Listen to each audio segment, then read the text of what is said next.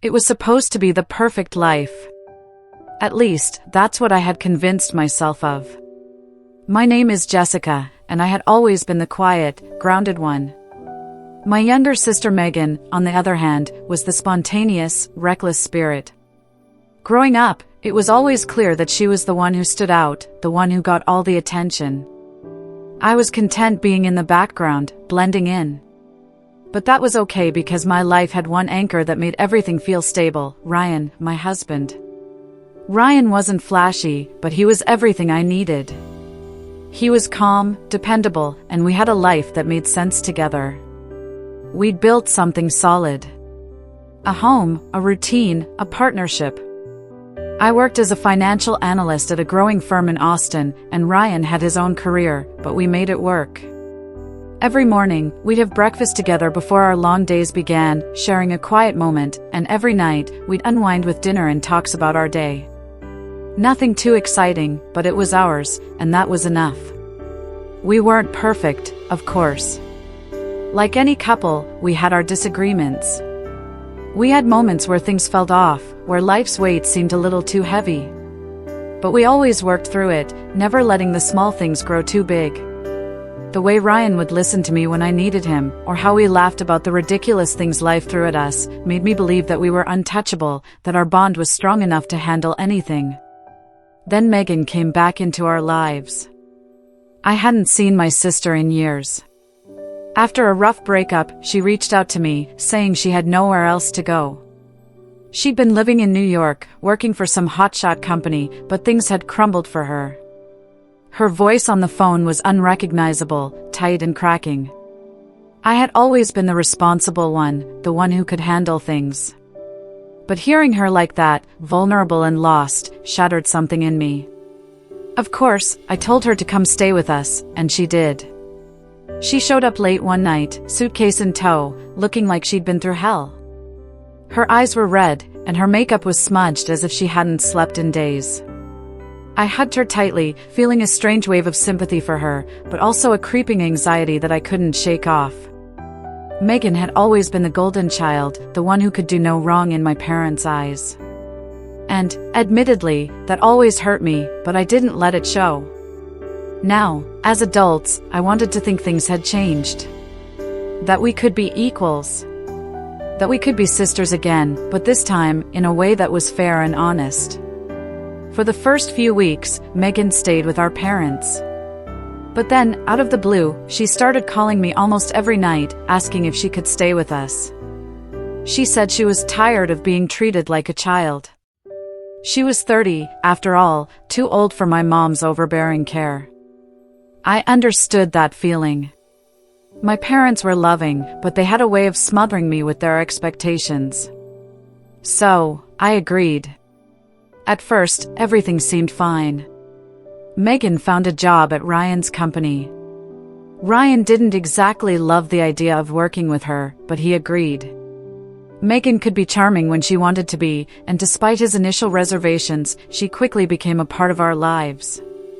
She was at our house more often than I expected, but I told myself it was normal. Family, right? But soon, the cracks started showing. It began with little things, private conversations between Ryan and Megan. The kind where their voices dropped a little, and they'd stop talking when I entered the room. At first, I shrugged it off, thinking it was nothing. But then it kept happening. They'd laugh about something and look at each other like they shared a joke I wasn't in on. Megan would beam at me, like she knew something I didn't, and I'd smile back, trying not to let my suspicions get the better of me. I convinced myself it was just my imagination.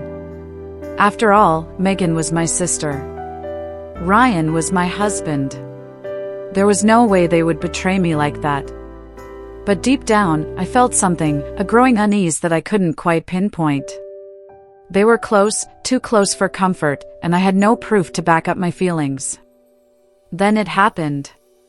One Wednesday afternoon, I got off work early. I had a few hours before I needed to pick up dinner, so I decided to stop by the house. As soon as I walked through the back door, I knew something was wrong. The house was eerily quiet, but I could hear soft laughter upstairs. My heart skipped a beat as I recognized the voices. Ryan and Megan. Laughing together. But it wasn't just a friendly laugh. It was intimate, warm, and oddly familiar. I froze, my stomach tightening as I tried to process what I was hearing. Was this just a harmless joke? Or was something more going on? I didn't want to believe it. I couldn't believe it. I took a deep breath, steadied my nerves, and called out, "Ryan?" There was a sudden silence. Then, Ryan appeared at the top of the stairs, casually walking down, his face too calm. He was trying to act like nothing was wrong. Megan followed behind him, her smile too bright, like she had something to hide. "Hey, you're home early," Ryan said, his voice calm, but I could sense the tension in his words. I tried to ignore the cold feeling creeping up my spine. "What were you two talking about?" Ryan shrugged. "Just some work stuff. You know how it is." Megan chimed in with a forced smile. "Yeah, nothing you'd understand, Jessica. I wasn't a jealous person. I wasn't paranoid. But something about the way they looked at each other made my stomach turn. I dismissed it, pretending it didn't bother me. But the seed of doubt had been planted. Over the next few days, things got weirder. Megan would stop by when I wasn't home, Ryan would spend more time away from me, and there was this strange tension between the two of them whenever I was around. It wasn't long before I started noticing even more little things I couldn't explain away. One night, I came home to find the bed I shared with Ryan not made the way I'd left it. The pillows were off-center, one of the pillowcases was inside out. It was a tiny thing, but I knew it wasn't how I had left it. I asked Ryan, but he brushed it off, laughing lightly as if I was overreacting. Maybe I was. But it didn't sit right with me. More doubts started creeping in. What was going on? What were they hiding? I began to feel like an outsider in my own home. It wasn't long before I confronted Ryan. One weekend, we went on a trip to a quiet cabin in the mountains. I thought it would be the perfect place for us to reconnect. But as the night went on, I felt more and more distant from him. Finally, I couldn't keep it in any longer. I asked him directly, "Is there something going on between you and Megan?"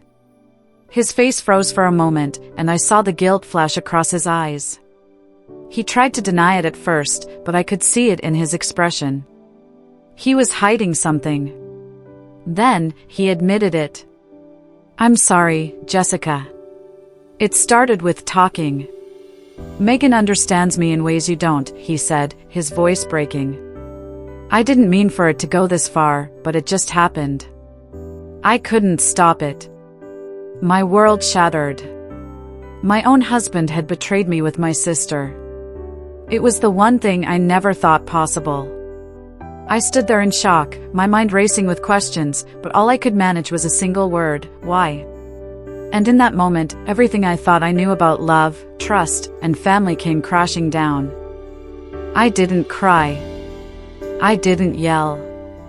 I just stood there, numb, as he continued to apologize, to beg for forgiveness. But I couldn't hear him. I was already gone, emotionally, mentally, spiritually. My heart had shattered into pieces I couldn't ever put back together. So, I did the only thing I could do: I left. I walked out of the cabin that night, not looking back. The rain pelted against the windshield as I drove home, my heart heavy, my mind spinning with the realization of what had just happened. The man I loved, the sister I trusted, had betrayed me in the worst way imaginable. Now, I had to figure out how to pick up the pieces of my life. And that was just the beginning. The days that followed that chilling revelation were filled with an overwhelming numbness. I could barely bring myself to look at Ryan, let alone speak to him. It felt as if everything we'd built together had been crumbled into dust in the span of one confession. But what troubled me the most was the lingering feeling that something was still off. As much as I wanted to block it out, the truth that I had discovered felt like it had spread its roots deep into every corner of my life. Ryan was different now. Not in obvious ways. I didn't catch him texting Megan behind my back or sneaking around the house with her, but in the quiet, almost imperceptible changes. He was distant, as if he was no longer present even when he was physically there. Our conversations had become nothing more than formalities, devoid of the warmth and familiarity that once defined our relationship. It was as if the air between us had grown thick with unspoken words, and each day, it was harder to breathe. I watched him more closely than I ever had before, my gaze lingering on his every move. The small gestures that used to feel reassuring, the way he would pour my coffee, how he used to greet me at the door with a smile, had disappeared. Now, when he came home from work, he barely looked up. He spent his evenings on his phone, scrolling through emails, while I sat across from him at the dinner table, the silence between us louder than any words we could say. It was as if the man I knew had vanished, and in his place was a stranger. But Ryan's coldness wasn't the only thing that had changed. Megan's presence in our home had become more frequent, too. At first, it was just a visit here and there, an afternoon spent chatting over coffee or a weekend movie night. But slowly, it turned into something more. Megan would show up unannounced, often staying well past midnight. And each time, it felt like there was an unspoken invitation for her to be there, like Ryan didn't mind having her around, in fact, seemed to enjoy it. I began to feel like a visitor in my own home, watching them laugh together, share inside jokes, and exchange subtle glances that made my stomach tighten. The bond between them seemed to grow deeper with each passing day, and I could no longer deny it, something was happening. It wasn't just the late-night conversations or the increased time they spent together. It was the way Megan's smile lingered just a little too long when she looked at Ryan, the way he would touch her arm with a familiarity that was far too casual. Every small moment felt like a quiet betrayal. It didn't help that Megan seemed to be everywhere. If I came home from work early, she would be there, sprawled on the couch, casually flipping through a magazine or scrolling through her phone. If I made dinner, she would show up uninvited, sitting at the table and chatting with Ryan as if it was her right to be there. I tried to ignore it, tried to convince myself that maybe I was just being paranoid, but the sinking feeling in my chest wouldn't go away. The more I tried to push it out of my mind, the more it settled in, digging its claws deeper into my thoughts. I couldn't explain it, but there was something about Megan's presence that unsettled me. It was like she was slowly claiming space in a life that wasn't hers to take. Every time I saw her smile at Ryan, every time I heard them talking in hushed voices, I couldn't shake the feeling that I was being pushed out. It wasn't just that my marriage was unraveling, it was the realization that I had been blind to it for so long. One night, after dinner, I couldn't take it any longer. I had been walking around in a fog for days, trying to make sense of everything. But all I could feel was the gnawing ache in my chest, the betrayal that seemed to permeate every corner of my life. I had to know the truth. I had to confront Ryan, to find out what was really going on. So, I did something I never thought I'd have to do. I called Ryan out. "Megan," I said quietly, after we'd finished eating. "She's here a lot lately. I've noticed things between you two. And I need to know what's going on." Ryan looked at me for a moment, his eyes shifting uncomfortably. His lips pressed together in that tight line that told me he was about to lie. "What do you mean?" he asked, his voice cold, but it wasn't his usual calm tone. It was strained. "I mean, why is she always here? Why are you two spending so much time together?" I could feel the frustration building in my chest, the words pouring out of me before I could stop them. "You're distant. You're different. And I can't keep pretending like everything is fine when it's not. Tell me what's really going on, Ryan." He didn't say anything for a long time. The silence stretched out between us like a taut wire, and I watched him struggle with the truth that I already knew deep down. Finally, he looked at me, his face pale, his expression guilty. "It's not what you think," he began, but his words lacked conviction. "Then what is it?" I asked, my voice trembling with a mix of fear and anger. "Tell me the truth, Ryan." He exhaled sharply, running a hand through his hair, his eyes shifting to the floor. "I don't know how it happened. It just did.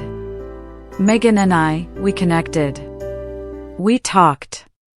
And it just turned into something more. I never meant for it to go this far. His confession hit me like a slap in the face. My heart shattered in that moment, not because I hadn't expected it, but because hearing it from him, seeing the way he looked at me now, felt like the ultimate betrayal. Megan, my sister. The woman I had welcomed into our home, the one I had tried to help, had stolen something from me I would never get back. I stood up from the table, my legs unsteady.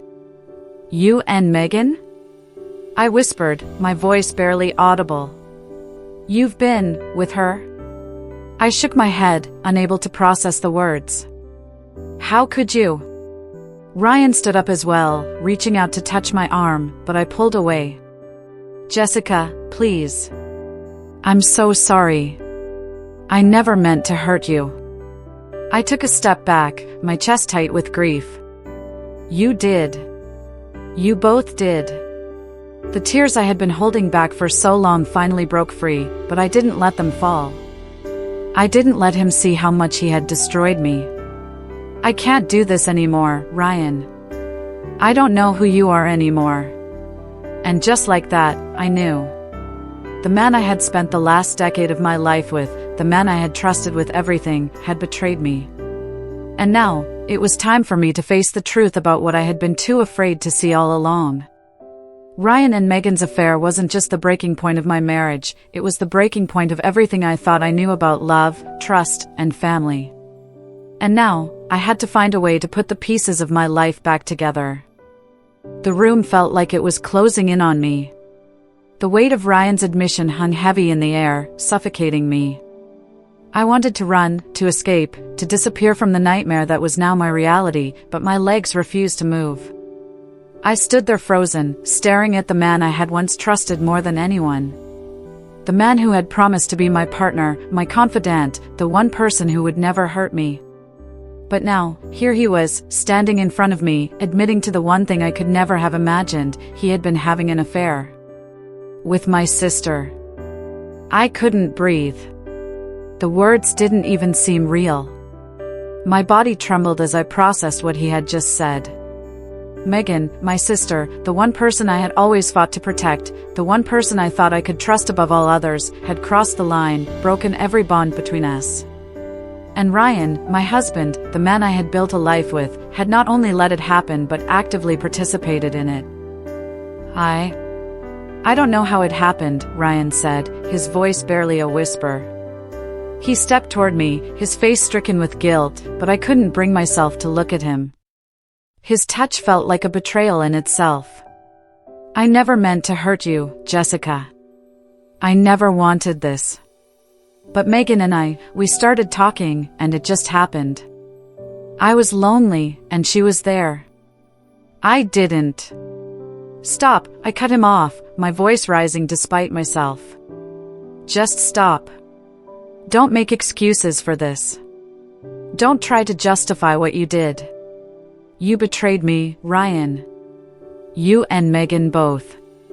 And now you're standing here, expecting me to feel sorry for you?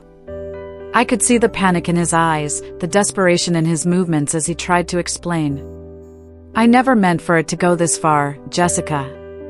It was just talking at first. I thought it was harmless. But somewhere along the way, it became more. I'm sorry. I truly am. Sorry? He was sorry. I couldn't wrap my mind around it. The man I had spent years building a life with was now standing before me, confessing to the worst thing anyone could do to a partner. Not only had he betrayed me emotionally, but he had done so with my sister. My sister. The person who was supposed to have my back, the one I'd welcomed into my home with open arms. I felt my knees weaken, and I stumbled back into the nearest chair, trying to steady myself. My entire world had just cracked open, revealing the painful truth beneath it. My husband and my sister, together. They had torn apart everything I had known and trusted. Was it in our house? I whispered, the question coming out of me before I could stop it. I didn't even know why I was asking. I already knew the answer. But I needed to hear it from him. I needed him to admit just how far this had gone. Ryan looked down, and the silence between us felt suffocating. His face flushed with guilt, his lips parted as if to speak, but no words came. Then, finally, he nodded, barely perceptible, but enough for me to understand. "Yeah," he muttered, his voice thick with shame. "It happened here. In our house." I felt as though the floor had just dropped out from beneath me. I wasn't sure how long I sat there, numb, trying to piece together the shattered fragments of my mind. The betrayal was too much to bear. I couldn't look at him anymore, couldn't listen to his apologies that rang hollow in the face of what he had done. The man who had vowed to protect me, to love me, had instead chosen my sister. And now, all I had left was the cold, empty space between us. I stood up abruptly, my heart pounding in my chest, my head spinning. I had to get out. I had to leave. I couldn't be here anymore, couldn't stand to share the same air as the man who had broken me. "I can't do this," I said, my voice hoarse, barely audible. I looked at Ryan one last time, but all I saw was a stranger, a man who had been wearing a mask for years, and now that mask had fallen away. I turned on my heel and walked out of the room, my footsteps echoing in the silence of the house. I don't remember much of what happened after that. My mind was too clouded with rage, disbelief, and the overwhelming sense of betrayal. I grabbed my purse and jacket, and without a second thought, I walked out of the house. The cool night air hit my face, and I felt the tears that had been building up finally start to fall. But even through the flood of emotions, one thought remained crystal clear in my mind: I was done. This wasn't a marriage anymore. This wasn't a family anymore. This was nothing but a lie. And I couldn't be a part of it anymore. As I drove away from the house that night, with the sound of the rain pounding against my windshield, I didn't know what the future held. All I knew was that I had to leave. I had to start over. And there was no turning back. Ryan's voice kept echoing in my head, his apologies mixed with the lies he had told me for months, maybe years. But it didn't matter. The damage had been done. And as much as it hurt, I knew I couldn't forgive him. Not now. Not ever. This was it. This was the end. The days that followed were a blur. I couldn't think straight, couldn't make sense of anything anymore. I was living in a fog of disbelief and anger, my emotions swinging between numbness and a deep, gut-wrenching pain that threatened to swallow me whole. Everything I had ever known had been upended in an instant, and now, I was left standing in the ruins of my own life, not knowing where to turn. Ryan tried to apologize again and again, flooding my phone with texts and voicemails, begging me to talk to him, to let him explain. But each message felt like a fresh slap in the face. How could I ever listen to him again? How could I ever look at him the same way? I couldn't. The truth had been laid bare. He had betrayed me in the worst possible way, not just with anyone, but with my own sister. The woman I had shared everything with, the woman who had been my family, my confidant, had torn my world apart. But it wasn't just Ryan I had to cut out of my life. It was Megan too. The realization hit me hard. The betrayal wasn't just from my husband. My sister had crossed a line that I couldn't ever unsee. She had destroyed not only my marriage but the bond we had as siblings. She had taken everything I had trusted, everything that had once been sacred between us, and crushed it. And I could never forgive that. I still remember the day I sat down with my lawyer. The air in the room felt thick, heavy with the weight of what was about to happen. I had always imagined a future with Ryan, growing old together, building a family, weathering life's storms as a team. But now, that future was nothing more than a broken dream. The divorce papers were ready to be filed. The ink had barely dried on the document when I realized it wasn't just the marriage that I had to sever. It was everything. My family. My ties to the life I had known. I couldn't keep pretending like it was all okay when I was the one left behind, broken and betrayed. I wasn't just cutting ties with Ryan.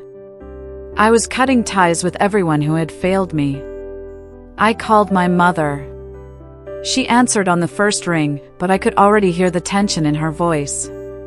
I had avoided speaking to her for days, knowing that if I spoke to her, it would only hurt more. But now, it was time. Time to face the truth that even my own mother had taken Megan's side. Mom, I'm done. I'm filing for divorce. I'm leaving. There was a long pause on the other end of the line, and when she spoke, her voice was soft, almost too calm. Jessica, you have to understand, Ryan made a mistake. Megan too. You can't just throw everything away. Throw everything away? Everything? That's exactly what Ryan and Megan had done. They had thrown me away without a second thought. No, Mom, I said, my voice firm despite the rawness in my chest. I'm not throwing everything away. They did. And I'm done. I can't be a part of this family anymore. I can't forgive this. Her response cut through me like a knife. You don't mean that, Jessica. Family is family. You can't just abandon us. I shook my head, even though she couldn't see me. You chose them. You always chose Megan. And now you want me to forgive them, to forgive you, after everything? No. I can't do that. Not anymore. Her voice broke then, and for a moment, I thought she might finally understand. Please, Jessica, don't shut us out. Please, come home. We'll figure this out together. But I knew the truth now. I had been the one who was always shut out. Megan had been the favorite.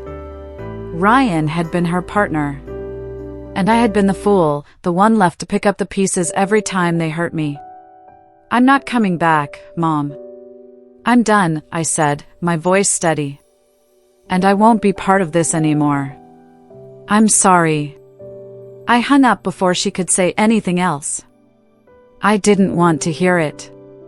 I didn't want any more empty apologies, any more justifications for actions that had torn my life apart. I knew what I had to do. I packed my things, everything I could take from the house I had once called home. I took only what mattered, my memories, my strength, my independence. I couldn't carry the weight of Ryan and Megan's betrayal anymore. I called a moving company and arranged for them to take what was left. I didn't want to see the house again. I didn't want to walk through the halls where we had once shared our lives. Where they had shared their lies. I left the keys on the counter, never looking back. The hardest part wasn't leaving the house. It wasn't even leaving Ryan. It was the moment I had to call my best friend, the one person who had always been there for me, and tell her I was done. I was done with my family, with Ryan, with Megan, and everything that had shattered my trust. I need to be alone for a while, I told her. I need to find myself again. And that's exactly what I did. I moved to a small apartment in a quiet part of town. I sold everything that reminded me of them. Every piece of furniture, every decoration, gone. It was a fresh start, a new chapter. I closed that door behind me and locked it. I couldn't live in a place where betrayal was the foundation. But the hardest part was confronting my own heart. I couldn't stop the grief, the ache of loss. Even though I knew leaving was the only option, it didn't make it any easier. How could it? I had loved Ryan with all my heart. I had looked at Megan as my sister, my confidant. And now, I was left with nothing but the broken pieces of my past. It was in those quiet moments alone that I realized something I hadn't been ready to admit before. I wasn't just leaving Ryan and Megan. I was leaving a version of myself behind. The woman who had believed in love, in loyalty, in family. I was leaving that person because I couldn't be her anymore. I couldn't live in that lie. I was starting over. And as painful as it was the only choice I had left. I filed the divorce papers the next morning, the finality of it hitting me like a ton of bricks. But there was no going back. There was no undoing what had been done. All I could do now was move forward, without them. And with that decision, I knew one thing for certain: I would never again let anyone have that kind of power over me. I would never again let anyone betray me like this. I was done. And this time, I wasn't just leaving behind Ryan and Megan.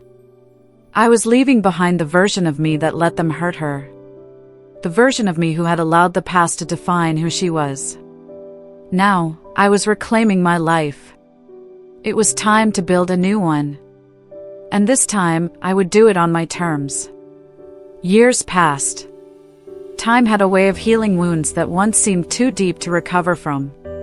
The raw pain I had felt when I walked away from my old life, the life I had built with Ryan and Megan, began to fade into something more manageable. The ache was still there, a quiet reminder of the betrayal that had nearly destroyed me, but it no longer consumed me. I found peace in Vermont. A small, cozy town by Lake Champlain, where the quiet beauty of the mountains and the lake calmed the chaos that had once ruled my life. I settled into my new home, an apartment nestled in the woods, away from the memories of my past. The air was different here, crisp, clean, and full of promise. It was everything I had needed, everything I had been searching for after I left Austin. The first few months were lonely. I was still figuring out who I was, what I wanted, and how to heal from everything I'd been through. But I found solace in the small moments, sipping coffee on my porch as the sun rose, taking long walks by the lake, spending hours lost in books. I even started taking art classes, something I'd always wanted to do but never had time for. Slowly, piece by piece, I rebuilt myself. And then, one fateful day, life gave me another unexpected twist. It was a quiet afternoon in October, the kind where the sunlight seemed to catch every leaf, turning them into gold and crimson. I was at my favorite cafe in town, sipping a latte and reading, when my phone buzzed. The name that flashed on the screen made my heart stop for a moment. It was my mother. I hadn't spoken to her since the day I'd walked away. After the divorce, after everything with Megan, I had cut ties with my entire family. I didn't want to hear their apologies. I didn't want to hear their reasons or their attempts to make everything seem okay. They had chosen Megan, and that was something I couldn't forget. But now, my mother was calling. My hand trembled as I answered. Jessica, her voice was fragile, as if she had aged 10 years since the last time I'd spoken to her. I need you to listen, please. I braced myself. I knew this wasn't going to be a normal conversation. Something was wrong. Megan, she's sick. Really sick. Her words hit me like a punch to the stomach. She's in the hospital. It's her kidneys. They say it's end stage.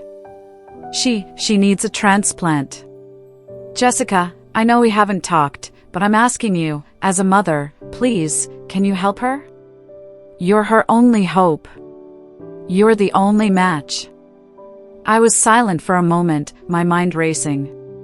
Megan, my sister, the woman who had destroyed everything, was dying. The thought didn't quite register.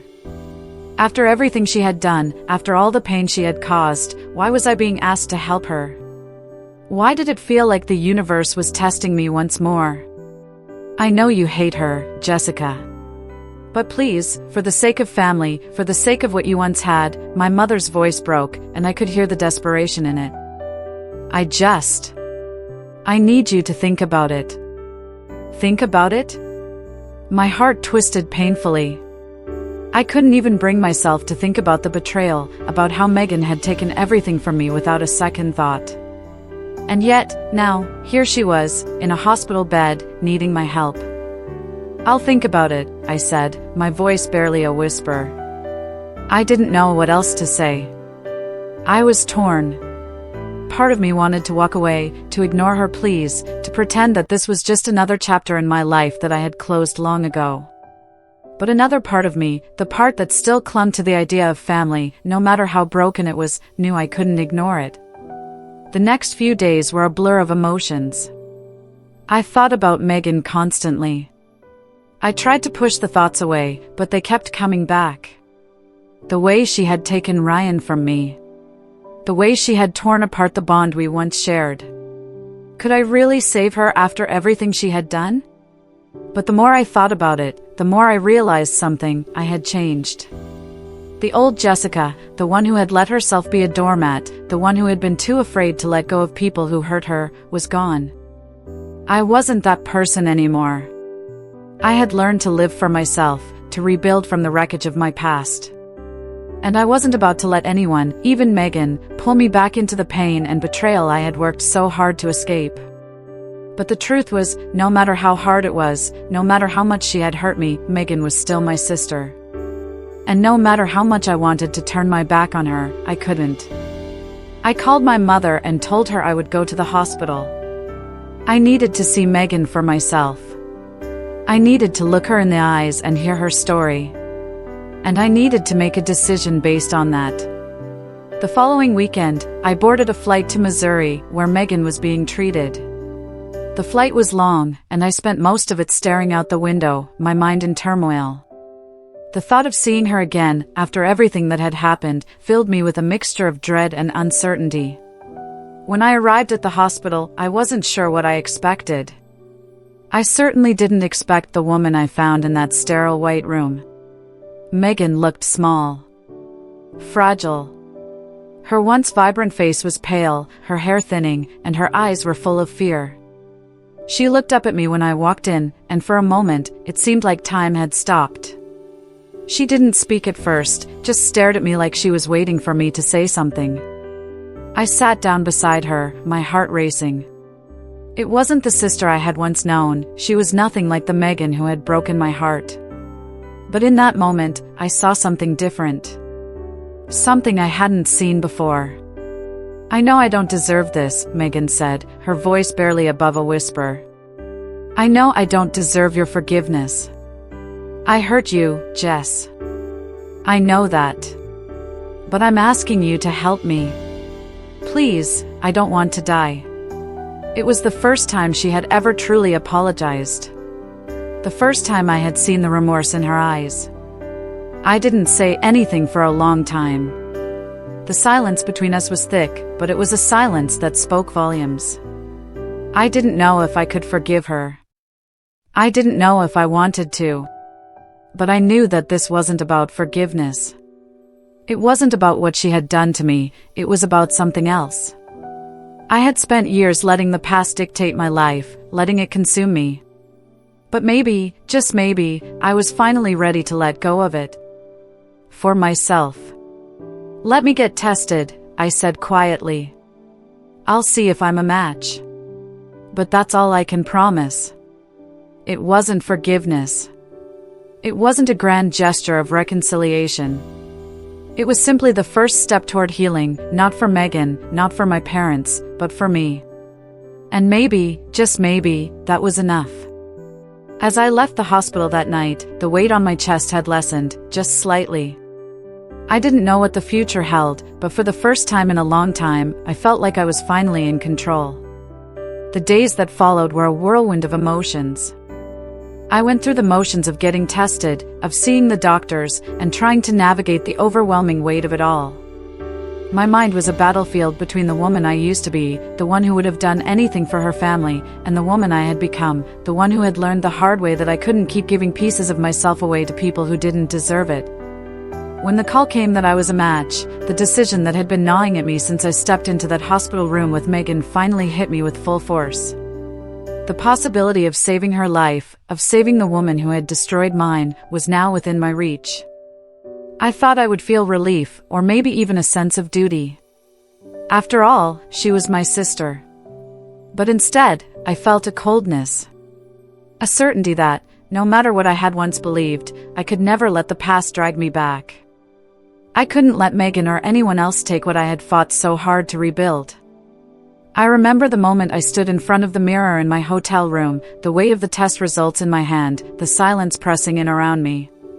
It would have been easy to give in, easy to let myself be the person who would fix everything for everyone. But the truth was, I was no longer that person. The woman who had allowed herself to be betrayed, who had thought that forgiveness was the key to moving forward, was gone. She had been replaced by someone stronger, someone who knew the cost of self-sacrifice and understood that sometimes the most loving thing you can do for yourself is to walk away. I called Megan's hospital room the next morning. She answered on the second ring, her voice weak but hopeful.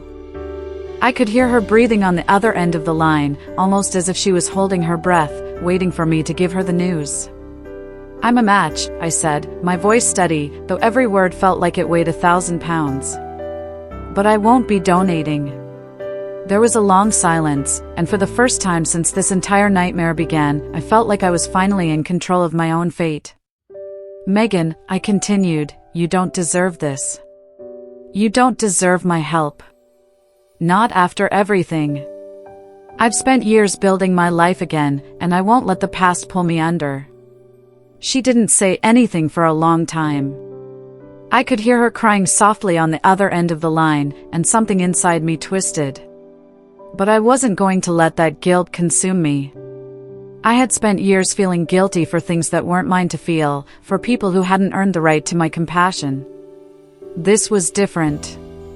I was finally choosing myself. "Goodbye, Megan," I said, my voice final, unwavering.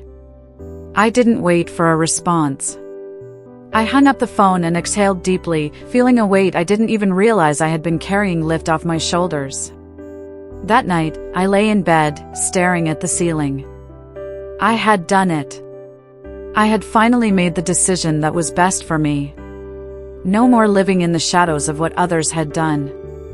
No more carrying the weight of their mistakes. I was free. In the weeks that followed, I threw myself into my life in Vermont. I continued to rebuild, to focus on my work, my new friends, and my peace. There were moments when the past would knock at the door, when memories of Ryan and Megan would seep through the cracks, trying to pull me back. But each time, I reminded myself of the woman I had become.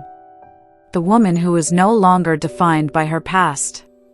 The woman who had the strength to walk away and never look back. I had started over before, and now, I was truly free. The woman who had once been torn apart by betrayal had become someone stronger, someone who knew that her happiness didn't depend on the forgiveness of others, it depended on her own ability to reclaim her peace. Months later, while sitting on the porch of my little cabin by the lake, a cool breeze blowing through the trees, I realized that I had done it. I had finally created the life I wanted. The life I deserved. I had a job I loved, a home that felt like sanctuary, and the space to grow into the person I was always meant to be. And in that moment, I knew that I had made the right choice. There would be no more second chances for people who had taken everything from me. No more compromising my happiness for anyone. I was at peace. When I met Adam, the quiet man who would eventually become my partner, I was ready. I wasn't looking for him to complete me or fix my brokenness. I had already fixed myself. But with him, I found a love that was steady, patient, and unwavering, a love that didn't require me to sacrifice myself in the process. Together, we built a life that was ours, one where trust and respect were the foundation. And, as we raised our 2 children, I knew that this was what I had been fighting for all along.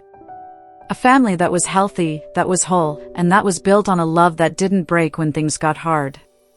I had chosen to let go of the past, and in doing so, I had created a future that was all mine. I had forgiven myself, and that was enough. In the end, I realized that the real lesson I had learned wasn't about forgiveness or betrayal. It was about finding the courage to choose myself. To stand up for my peace. To walk away from anything or anyone who threatened it. And for the first time in years, I felt truly free. That was enough.